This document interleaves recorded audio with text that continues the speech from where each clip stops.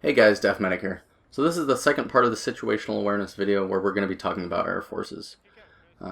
Air forces operate very differently from ground forces in the sense that they can chase you. Ground forces, it's easy just to identify, you take some damage, you run away. It's very simple.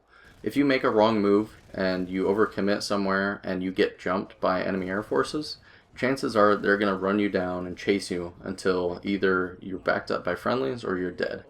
So it's very important to identify where the enemy air forces are at in the vicinity. And that doesn't just mean over your specific base.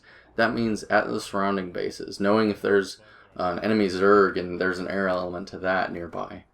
And the reason for this is air is very unforgiving. It's difficult to get away from. Like I said, they can chase you down if you make one wrong move. So you want to be very cautious when entering a new area, and you want to scout those nearby facilities if you are operating in an area for a long period of time. One way we do this is by flying in at the skybox. ESFs rarely look up. If you are at 500 meters, generally you're looking down at the ground, and that's just because most of the action is always happening below you. And if you're at the skybox, everything's below you, so you're always going to be looking down.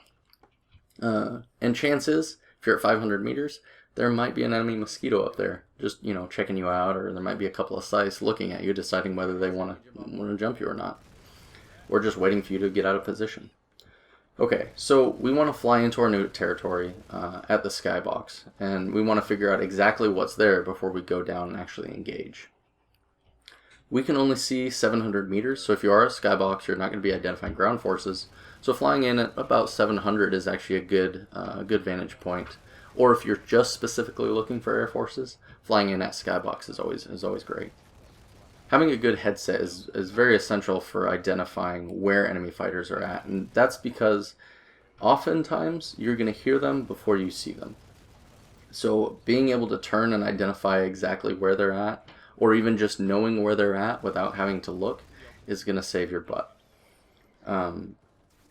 Sound is very critical for flying, and I will be having a video later where I pay attention to exactly what ESFs sound like, specific to certain empires, and that's very critical for understanding exactly what's coming at you or identifying enemy aircraft in the vicinity. A couple other things I don't really mention are shadows or tracers. So if you have shadows turned on, there have been a couple occasions where I'm flying away and I can see that there's an enemy scythe on my tail because I can see his shadow behind mine. Or even just seeing a shadow fly above you can tell you exactly that that there's an enemy and exactly where he's at. Or even tracers. This is generally a little more unfortunate if you have to identify where the enemy is at with tracers, because generally he's shooting at you. But if a tracer flies by you, you know that there is, an enemy behind you. And oftentimes, if they are shooting tracers, look at your mini-map, because they're probably going to be showing up.